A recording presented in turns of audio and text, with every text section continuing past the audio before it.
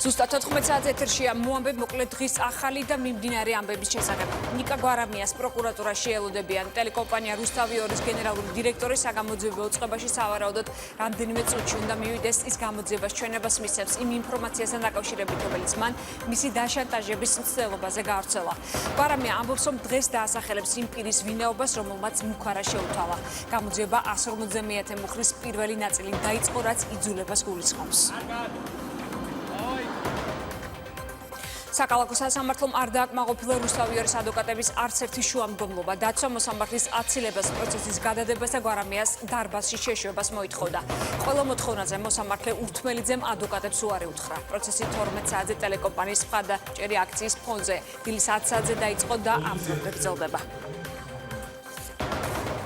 აქცია მიმდინარეობს ტელეკომპანია რუსთავი 2-ის შენობასთანაც სანდროეულის ქუჩაზე. რუსთავი 2-ის მხარდამჭერები დილიდან არიან შეკრებილები. დამონტაჟებულია სპეციალური ეკრანი, რომელზეც შეკრებილები სასამართლოსთან მიმდინარე პროცესს თვალს ადევნებენ. ტელევიზიასთან მოქალაქეებთან და არასამთავრობოებთან ერთად პოლიტიკური პარტიების წარმომადგენლებიც იმყოფებიან.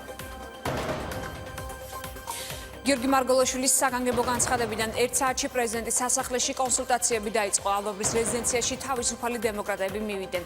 შეხვედრის დაწყებამდე ლიდერებს კომენტარები არ გაუკეთებიათ. პრეზიდენტი პოლიტიკურ პარტიებთან, არასამთავრობო ორგანიზაციებთან და დიპლომატიური კორპუსის წარმომადგენლებთან კონსულტაციებს იწყებს. პრეზიდენტის მრჩევლის ინფორმაციით მცდელობა იქნება ყველა ძალასთან დაიწყოს დიალოგი. კონსულტაციებზე მიიწვევენ ქართული ოცნების ლიდერებსაც. გიორგი მარგოლაშვილი აცხადებს, რომ გადაწყვეტილება არსებული ვითარებიდან გამომდინარე სამოქალაქო სტაბილურობისა და კონსტიტუციური წესრიგის შენარჩუნების მიზნით მიიღო. პრეზიდენტი კონსტიტუციური წესრიგის დარღვევისა და სამოქალაქო დაპირისპირების წინაპირობებს ხედავს. საგანგებო ბრიფინგზე გიორგი მარგოლაშვილმა პრემიერ-მინისტრის განცხადებები გააკრიტიკა, მოუწოდა მხარეებს თავი შეიკავონ მძაფრი ნაბიჯებისგან, მათ შორის მოსამართლეს არ მიიღოს ნაჩქარები გადაწყვეტილება. პრეზიდენტისგან მთავრობა ახსნა განმარტებას ითხოვს. მინისტრები გიორგი მარგოლაშვილის კომენტარს უპასუხისმგებლოს უწოდებენ და თვლიან, რომ ეს არის ზეწოლა სასამართლოზე. მთავრობა აცხადებს, რომ საქართველოს კონსტიტუციური წესრიგის საფრთხე არ ემუქრება. პრემიერ-მინისტრი რუსთავი 2-ის გარშემო მიმდინარე მოვლენებთან დაკავშირებით განცხადება მთავრობის ხდომაზე გააკეთა. ირაკლი ღარიბაშვილმა გამორიცხა მთავრობის მონაწილეობა პროცესებში და კიდევ ერთხელ განაცხადა, რომ ეს არის კერძო დავა სააკაშვილსა და ხალვაშ ზოლის. ირაკლი ღარიბაშვილი მოუწოდებს მხარეებს თავი შეიკავონ პროვოკაციებისგან. პრემიერმა ნიკა გვარამიას მიერ გავრცელებულ ინფორმაციაზეც ისაუბრა. ირაკლი ღარიბაშვილი აცხადებს, რომ საქმე უნდა შეისწავლოს. კიდევ ერთი თემა, რომელზეც პრემიერმა მთავრობის ხდომაზე ისაუბრა, იყო წამების ამსახველი ახალი კადრები, რომლებიც ინტერნეტში უკვე მეორე დატვირთეს. პრემიერი აცხადებს, რომ მასალის განადგურების უფლება შესაბამის ორგანოებს არ აქვთ, რადგან კადრები სისხლის სამართლის საქმეებში პროკურატურაში დევს. პრემიერისთვის გაუგებარია ექსპერტების, პოლიტიკოსების და ჟურნალისტების მხრიდან აქცენტების არა თავად წამების ფაქტებზე, არამედ ვიდეოების გავრცელებაზე გაკეთება. სამეგრელოში, შიდა ქართლში, კახეთში, აჭარაში, სამცხე-ჯავახეთსა და ქვემო ქართლში ქვეყნის მასშტაბით თითქმის ყველა რეგიონში ნაციონალური მოძრაობის ოფისები დაარბიეს. პარტიის წევრებს დილით რაიონული ორგანიზაციის ყველა შენობა წითლად შეღებილი დახვდათ.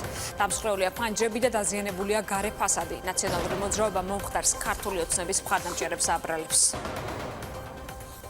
ოკუპირებულ აფხაზეთში ეგრეთ წოდებული ხელისუფლების შეცვლის მოთხოვნით საპროტესტო გამოსვლები დაიწყო. ხაჯიმბას ოპოზიცია და ანქოვის მხარდამჭერი კავშირი ამცახარა რაულ ხაჯიმბას დაუყოვნებლივ გადადგომისკენ მოუწოდებს.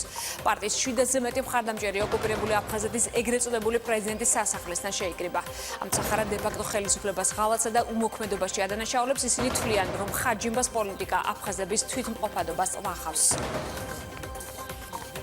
თბილისის სახელმწიფო უნივერსიტეტში სტუდენტები შიმშილობენ. ვლადო პაპავას გადადგომის მოთხოვნით უკვე მეორე დღეა 25 სტუდენტი რექტორის კაბინეტთან ზის და პროტესტის უკიდურეს ფორმას მიმართავს. თავად პაპავა გადადგომას არ აპირებს, თუმცა მზად არის დიალოგი დაიწყოს. ეს იყო ამ დროისთვის ბოლო ინფორმაცია. მოამბე დასრულებულია. მე 16 საათამდე გემშვიდობებით. დროებით.